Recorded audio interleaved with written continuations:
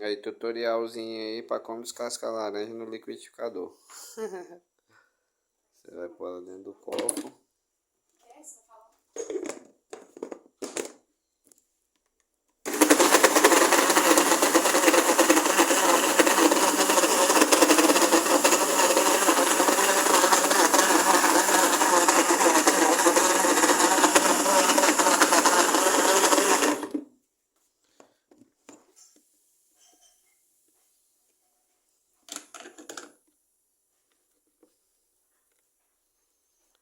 A laranja já tá descascada. Tem só um pouquinho aqui, né? Agora é só cortar e tchau, obrigado.